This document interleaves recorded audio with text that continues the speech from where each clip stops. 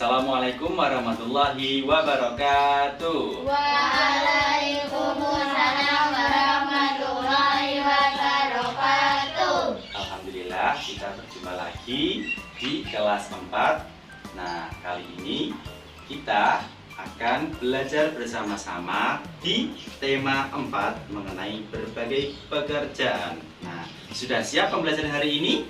Sudah. Nah, semuanya sudah sehat ya? Sehat atau tidak? Sehat. Sudah sarapan? Sudah. Alhamdulillah, semuanya sudah siap mengikuti pembelajaran kali ini. Baik, jadi untuk selanjutnya Bapak akan cek kehadirannya satu persatu ya. Bapak cek dulu. Syafiq hadir? Hadir. Febi hadir? Hadir. Ferdi? Hadir. Valen? Hadir. Azam? Hadir. Reisha? Hadir. Cantika? Hadir. Oke, baik, semuanya sudah hadir semua ya, 7 orang sudah siap mengikuti pembelajaran hari ini. Sebelum dimulai, marilah kita berdoa dahulu. Nah, siapa yang mau pimpin doa? Ayo, mulai dari Mas Di Azam. Oke, berdoa. Yuk, dipimpin teman-temannya. Berdoa dimulai. Berdoa dimulai. Bismillahirrahmanirrahim. Raditu billahi rabban wa bil islami dinan wa bi Muhammadin nabiyyan wa rasulan. Rabbi zidni ilman warzuqni fahma. Rahmatika ya arhamar rahimin. Oke, terima kasih adik-adik semuanya. Nah, ya sudah siap. Oke, di sini Bapak akan menjelaskan yaitu di tema 4 tentang berbagai pekerjaan pada subtema 1 jenis-jenis pekerjaan pembelajaran pertama. Oke, jadi ini merupakan pembelajaran pertama untuk di tema 4 kali ini. Nah, jadi sudah siap? Sudah siap. Oke, jadi ada yang tahu apa itu pekerjaan? Pekerjaan orang tuanya bekerja. Orang tuanya bekerja apa kalau di rumah? Ayahnya ada yang bekerja apa? Buruh tani lepas. Ada lagi, ayahnya bekerja apa? Mesin fotokopi. Memperbaiki mesin fotokopi. Ada lagi. Ada lagi, bapaknya bekerja tentang apa? Kalau ibunya ada yang bekerja? Ibu rumah tangga. Ada lagi? Nah, jadi itu tadi yang disebutkan itu adalah macam-macam dari berbagai pekerjaan. Oke, Bapak sambil duduk ya. Oke, terima kasih. Nah, sebelum itu banyak sekali pekerjaan-pekerjaan yang ada di sekitar kita. Mulai dari yang di sawah, di laut, terus di pegunungan. Ada yang pernah ke pegunungan? Pernah ke gunung? Pernah kemana? Gunung Kelut. Mana lagi? Yang penting pokoknya gunung tinggi ya. Kalau di sini itu dekat dengan Gunung Kelut ataupun gunung, banyak sekali gunung di Indonesia. Ada yang tahu gunung di Indonesia ada berapa? Banyak. Kalian bisa menyebutkan? Banyak ya. Ada Gunung Merapi, terus ada Gunung apa? Bromo, ya benar. Ya, terus ada Gunung Bromo, banyak sekali. Nah, kita akan mempelajari apa saja pekerjaan-pekerjaan yang ada di pegunungan. Nah, sebelum itu, pada pembelajaran hari ini Bapak sebutkan pembelajaran pada hari ini tujuannya untuk apa. Nah, tujuannya kita yang pertama untuk pembelajaran di tema 4 ini akan menilai tokoh yang ada dalam cerita. Mau bisa? Mau ya? Ya itu ya, nanti akan belajar tentang tokoh yang ada dalam cerita. Yang kedua, kita akan mengamati pekerjaan yang ada di daerah pegunungan. Mau? Mau. Oke, terus Terus nanti kita akan juga belajar tentang pentingnya menjaga keseimbangan alam dan juga kelestarian sumber daya alam. Nah, itu nanti mengapa kok pentingnya itu, nah kita akan pelajari pada materi hari ini di tema 4. Itu ya. Oke, banyak sekali pekerjaan-pekerjaan yang ada di gunung, di laut, di sawah, dan lain-lain sebagainya. Itu ya. Nah, sekarang jikalau di gunung yang dijumpai apa kira-kira? Pohon apa saja sih yang ada di gunung? Kira-kira? Pohon durian. Pohon durian. Ada lagi? Kalau ada lagunya, naik naik ke puncak gunung tinggi. Coba bersama-sama ya. Oke, 1, 2, 3. Naik naik ke puncak gunung tinggi tinggi sekali. Naik naik ke puncak gunung tinggi tinggi sekali. Kiri kanan kulihat saja banyak pohon cemara. Kiri kanan kulihat saja banyak pohon cemara. Oke, jadi kalau di gunung banyak apa? Pohon cemara. Selain itu ada pohon apa lagi? Tanaman teh. Teh, ya benar, teh. Teh yang dari sini itu berasal dari daerah pegunungan. Kalau teh di sini banyak sekali merek-mereknya. Semua sudah pernah minum teh? Sudah. Oke, kita akan belajar bagaimana teh itu dibuat, bagaimana asalnya, dan juga pekerjaan apa saja yang bisa dilakukan untuk di tehnya itu. Nah, bisa dibaca ya. Dibaca di halaman 1 dan juga sampai 2 itu tentang tempat hidup tanaman teh. Oke. Ada yang berani membacakan? Yuk, angkat tangan. Raisa. Oke, ayo dibacakan dari tempat hidup tanaman teh. Tempat hidup tanaman teh.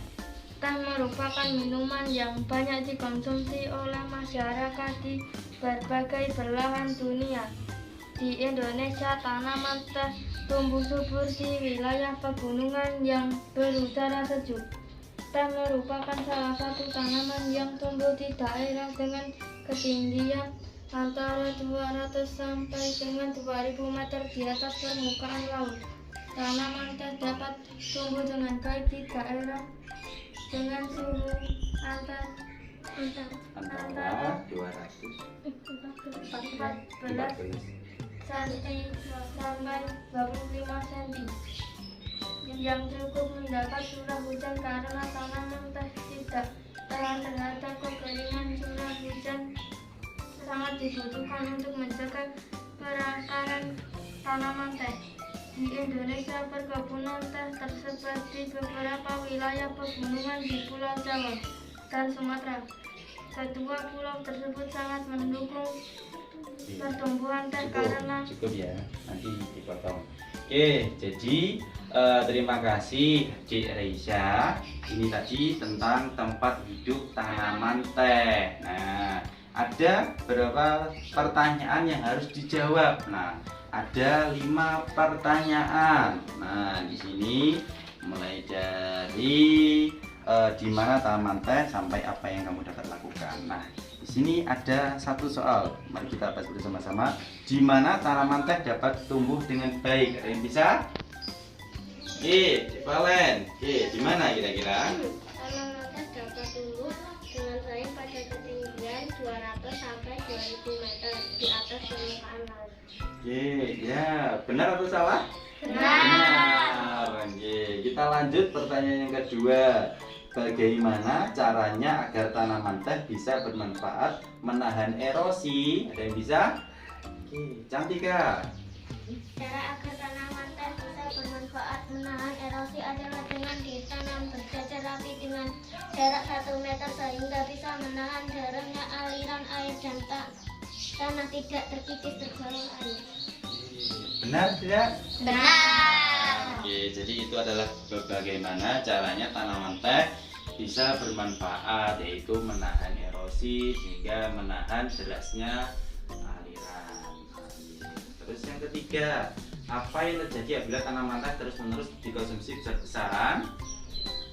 Feby, apa yang terjadi? Yang terjadi apabila tanaman teh terus-menerus dikonsumsi besar-besaran, maka kelestariannya akan terganggu. Nah, ya, kelestariannya akan terganggu jika tanaman teh itu terus-menerus diambil, dikonsumsi. Nah, maka dari itu dibutuhkan kelestarian.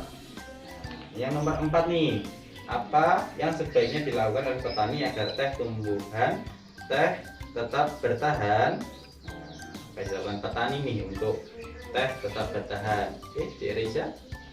Memahami benar cara pengolahan tanah, memberikan air dan pupuk yang cukup, membersihkan rumput yang mengganggu di sekitar tanaman teh.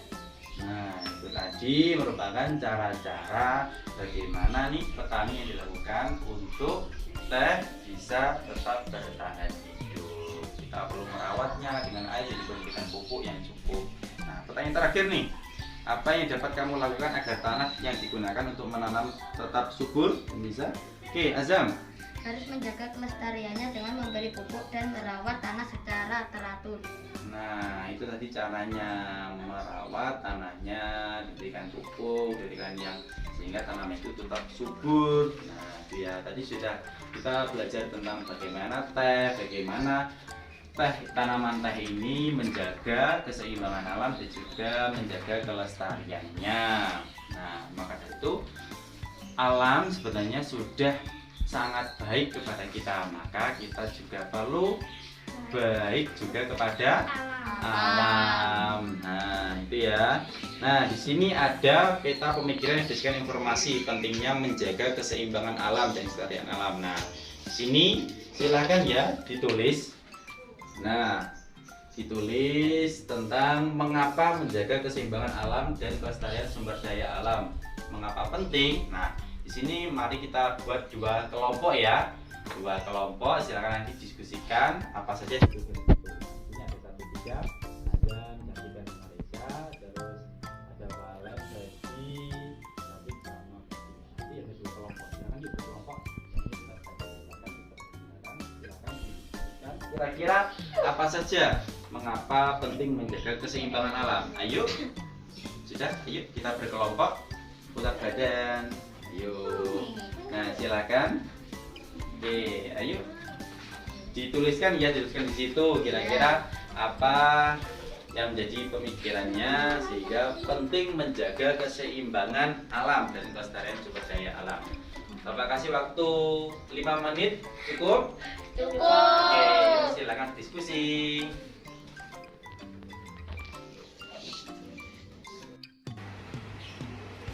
Baik, jadi diskusinya sudah selesai ya. Sudah selesai belum? Sudah. Oke, tadi Bapak tadi menugaskan yaitu peta pemikiran tentang pentingnya menjaga keseimbangan alam dan juga kelestarian sumber daya alam bagi manusia. Mulai dari kelompoknya sini, perwakilannya ada yang mau menyampaikan?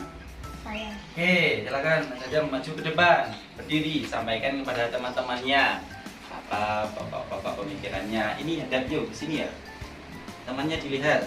Ayo, hadap yuk.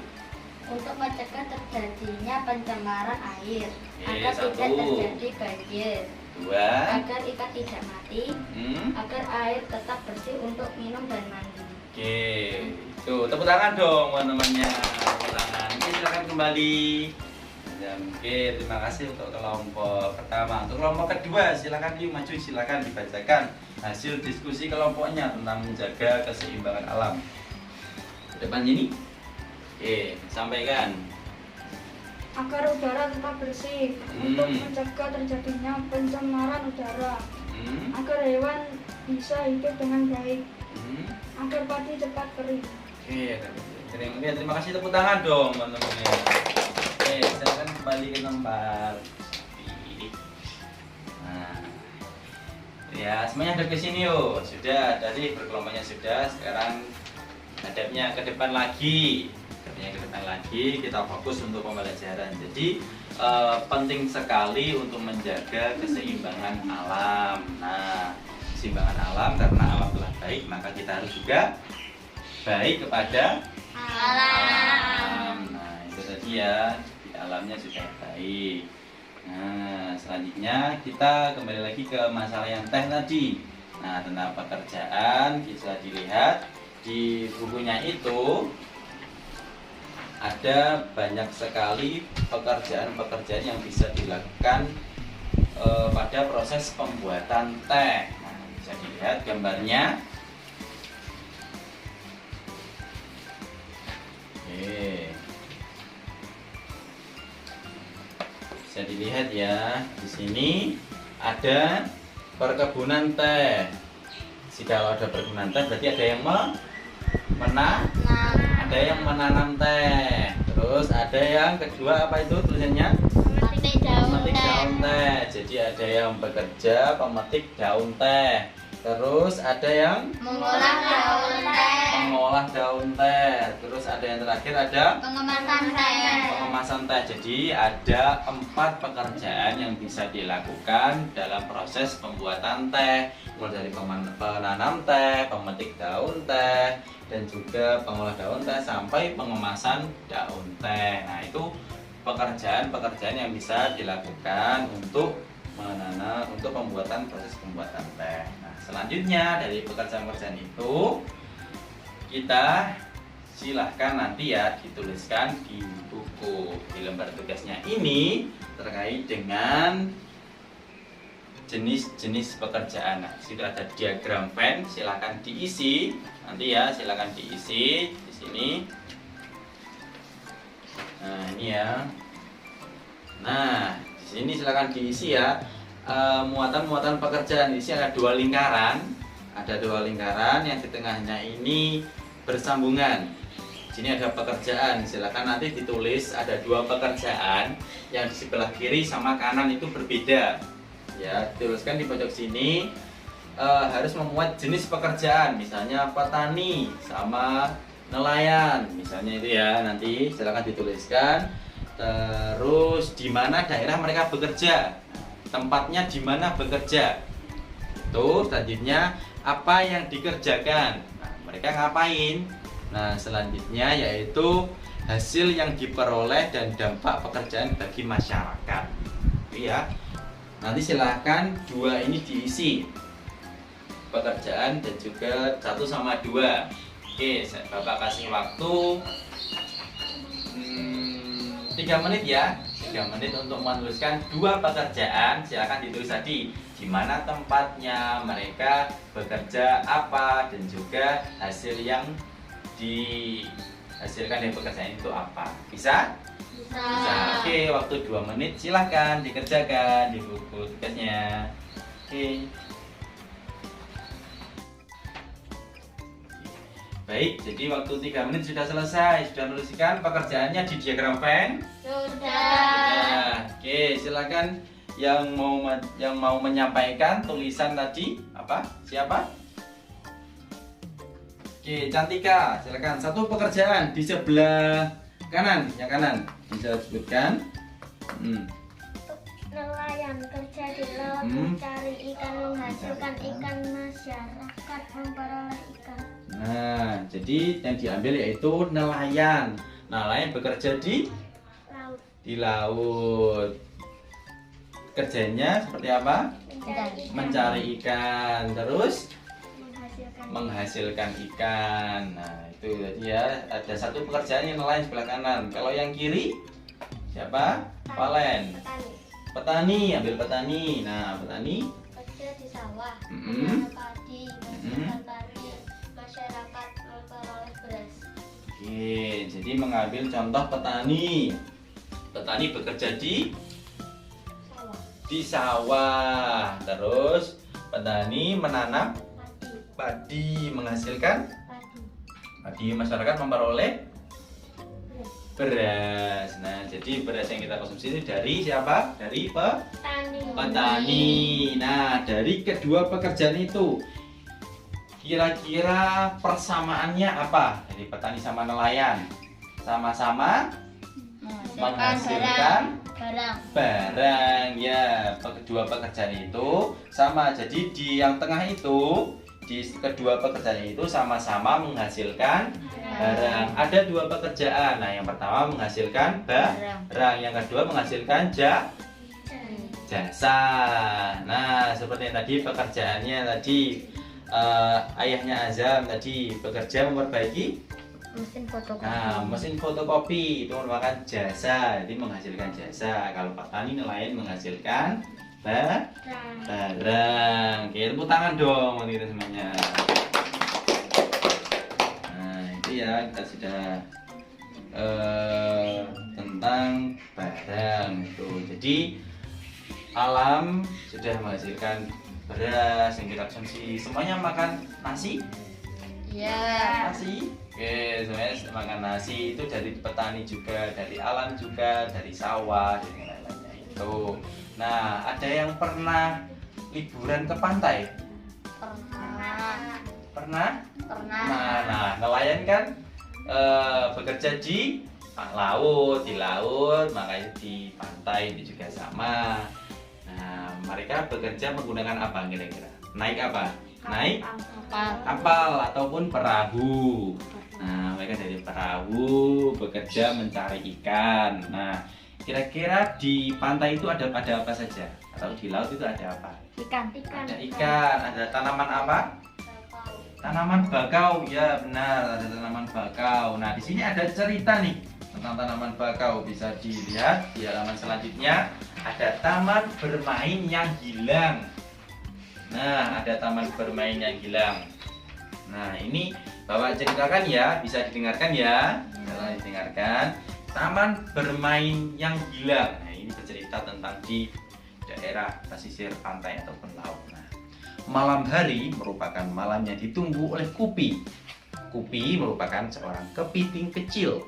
Ia menikmati saat-saat berjalan perlahan di gundukan pasir bersama ayahnya. Mereka menanti datangnya air pasang yang akan membawa mereka ke dunia yang berbeda. Ya, Kupi selalu menanti saat-saat mereka terhempas oleh air pasang. Lalu tiba di hutan bakau. Nanti di sana ia pasti akan bertemu dengan teman-teman kecilnya yang lain. Kupi, si udang kecil, Kuro, si kura-kura, dan teman-teman yang lebih besar seperti bangau cilik dan Mumu si monyet. Di antara akar bakau, mereka bisa bermain kejar-kejaran, petak umpet, atau tidur di sela akar yang melintang. Seru sekali saat-saat itu. Kupi hanya bisa berdoa, semoga kelak manusia bisa bertindak lebih bijak. Semoga. Nah, tadi sudah Bapak ceritakan bagaimana cerita dari taman bermain yang hilang. Nah, sedih sekali kan Kupi tidak bisa lagi bermain dengan teman-teman kecilnya, dengan bangau, dengan ya banyak sekali teman-temannya di hutan bakau. Nah, itu ya. Tuh, nah di sini ada beberapa pertanyaan yang bisa dijawab. Oke. Jadi sudah menyimak sama? Bisa memahami ceritanya? Bisa. Itu ya. Ada beberapa tokoh. Tokohnya siapa saja? Upi si udang Upi, kecil, Kuro si kura-kura, dan teman-teman yang lebih besar seperti bangau cilik dan Mumu si monyet. Nah, itu banyak sekali hewan dan juga teman-teman Kupi. Nah, di situ kalau Kupi siapa? Si Kupi udang itu kecil. Kupi. Kepiting. Ya, kepiting kecil. Kalau Kupi udah kecil. Itu ya, yang tinggal di hutan bakau itu. Nah, akhirnya apa yang biasa dilakukan Kupi dengan ayahnya? Berjalan perlahan Di gundukan pasir menanti datangnya air pasang yang akan membawa mereka ke dunia yang berbeda. Nah, selanjutnya Pertanyaan selanjutnya, mengapa Kupi sedih dan marah? Kenapa Sedih sedih? karena tidak bisa bermain lagi dengan teman kecilnya. Marah karena hujan bakau sudah rusak dan manusia lebih mementingkan urusannya dan tidak memikirkan makhluk kecil di pesisir pantai. Nah, itu kenapa Kupi bisa sedih dan juga marah. Nah, tuliskanlah salah satu tokoh, lalu tuliskan pendapatmu tentang tokoh tersebut. Ada yang bisa angkat tangan? Angkat tangan, siapa? Oke, Azam. Oke. Kupi, tokohnya ingin tahu dan memiliki sifat bijak karena tidak setuju dengan perbuatan manusia. Oke, tepuk tangan dong buat Azam. Oke ya. Jadi salah satu tokohnya itu diambil Kupi. Nah, Kupi itu rahasianya dia ingin tahu dan memiliki sifat bijak karena tidak setuju dengan perbuatan manusia. Itu ya. Jadi tokohnya sudah disebutkan, lalu tokohnya sudah bisa ya tentang tokoh? Sudah. Nah, jadi dalam cerita itu hanya tokoh bisa dilihat, bisa dibaca dulu tokohnya dan juga nanti wataknya seperti apa. Nah, ternyata hutan bakau itu banyak sekali manfaatnya untuk kita. Jadi bukan untuk mereka saja, tetapi bakau itu juga bisa melindungi kita dari berbagai bencana. Nah, selanjutnya bisa dibacakan fakta-fakta tentang manfaat bakau. Nah, untuk yang pertama bisa angkat tangan, siapa yang baca? Oke, Cantika, baca yang pertama. Melindungi pantai dari erosi dan abrasi. Adanya bakau di pesisir pantai bermanfaat untuk menjaga agar garis pantai tetap stabil dan tidak terkikis oleh terpaan ombak. Rumpun-rumpun bakau mampu menyerap energi gelombang yang datang sehingga hanya riak gelombang yang sampai di sisi pantai. Nah, itu jadi salah satunya itu melindungi dari erosi dan juga abrasi. Bakau itu sangat-sangat bermanfaat untuk kita. Jadi kita harus melestarikan dari tanaman bakau. Nah, yang kedua bisa? Oke, Valen. Yang kedua, Menahan rembesan air laut ke darat. ya, menahan rembesan air laut ke darat. Jadi air laut tidak sampai ke darat. Jadi air yang kita minum tidak akan terasa asin. Nah, jadi salah satu manfaat dari tanaman bakau seperti itu. Yang ketiga, yang bisa membacakan? Oke, Pepi. Sebagai perangkat zat-zat pencemar dan limbah industri. Selain dapat menjaga daratan, bakau juga memiliki peran penting dalam mengurangi polusi di air laut. Nah, jadi itu ya sebagai untuk perangkap zat-zat pencemar dan juga limbah industri. Oke, baik. Selanjutnya yang nomor 4 yang bisa membacakan. Oke, Sofi. Menciptakan udara pesisir yang bersih dan segar. Daun bakau dapat menyerap gas karbon dioksida dan melepaskan oksigen ke lingkungan. Dengan demikian, udara di sekitar pantai tetap bersih dan segar. Nah, itu menciptakan udara bersih yang bersih segar. Jadi ketika kalau ke pantai itu bagaimana anginnya? Segar atau panas atau gimana? Segar. Nah, jadi pantai itu segar itu akibat dari tanaman bakau yang memberikan udara yang bersih dan juga segar. Yang kelima siapa? Oke, Azam, silakan. Menjadi habitat alami berbagai biota darat dan laut. Pelestarian hewan laut dan darat seperti udang, kepiting, berbagai jenis ikan, burung, monyet, serta biawak terjaga dengan adanya hutan bakau di pesisir pantai. Nah, itu yang kelima, menjadi habitat alami biota darat juga laut. Jadi rumah tinggalnya mereka itu ada di situ, di bakau itu. Nah, jadi kita tidak boleh mengganggu rumahnya. Kita mau nggak rumah kita diganggu oleh yang lain? Mau nggak rumahnya dirusak sama orang lain? Tidak kan? Nah, maka dari itu kita harus sama mereka juga sama-sama makhluk Allah. Nah, yang keenam ini Siapa yang mau membaca? Siapa? Risa? Oke, yang nomor 6. Mengurangi dampak bencana akibat gelombang laut seperti badai dan gelombang pasang. Nah, mengurangi dampak bencana akibat gelombang laut. Nah, seperti badai dan juga gelombang pasang. Jadi di bakau itu menahan dari gelombang air laut. Nah, ada beberapa soal nih, ada 4 soal yang perlu dikerjakan. Mengapa kita harus menjaga kelestarian tanaman bakau? Ada yang bisa angkat tangan? Oke, yang belum. Oke, sampai lagi. Mengapa kita harus menjaga kelestarian tanaman bakau? Kita harus menjaga kelestarian tanaman bakau karena tanaman bakau memiliki manfaat yang banyak dan penting bagi kehidupan. Nah, jadi tanaman bakau itu harus kita jaga karena memiliki manfaat yang banyak dan juga penting bagi kehidupan. Nah, yang kedua, apa yang terjadi jika hutan bakau rusak? Yang bisa? Oke, Cantika.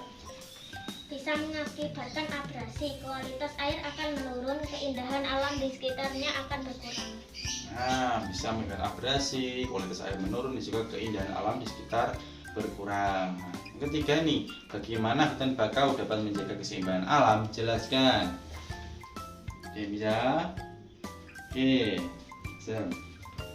Hutan bakau melindungi dari abrasi, menjaga kualitas air, menyegarkan udara sekitar dan sebagai tempat tinggal binatang tertentu di sekitar laut. Nah, jadi untuk menjaga keseimbangan alam, tanaman bakau itu tempat tinggalnya hewan-hewan kecil di sekitar laut dan juga mampu menyegarkan udara di laut, menjaga kualitas air dan juga melindungi dari abrasi. Nah, ini yang terakhir nih. Apa saranmu agar hutan bakau tetap lestari? Oke, Valen? Melakukan reboisasi atau penanaman kembali bakau, melakukan sistem tebang pilih, tidak membuang sampah di hutan bakau. Nah, itu dia caranya tetap lestari. Yang pertama, melakukan reboisasi atau penanaman kembali. Nah, suka bertanam nggak kira teman adik-adik ini? Suka bertanam? Tanaman apa yang ditanam? Kacang hijau. Apa lagi yang ditanam? Tanaman banyak yang jenis bunga ada? Bunga. Nah, itu dari tanaman sebagai salah satu untuk menjaga keseimbangan alam. Melakukan sistem tebang pilih. Jadi hutan itu dipilih, ditebang yang tua. Wah, jadi jangan sampai yang masih muda itu ditebang karena di hutan itu banyak sekali manfaatnya. Salah satunya itu menahan dari banjir, supaya udara bersih dan lain-lain. Nah, lalu tidak membuang sampah di hutan bakau. Ada yang suka buang sampah sembarangan? Ada yang suka buang sampah sembarangan? Tidak ada ya, jadi jangan sampai dilakukan. Jadi buanglah sampah pada tempatnya. Nah, tempatnya itu sudah ada tersedia. Jadi buanglah sampah supaya alam akan tetap lestari. Itu ya.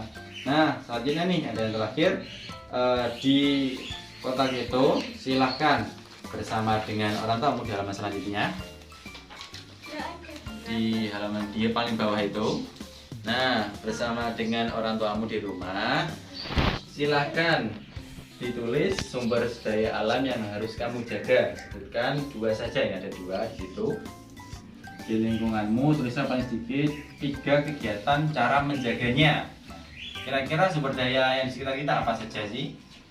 Ada air. Nah, bagaimana cara menjaganya?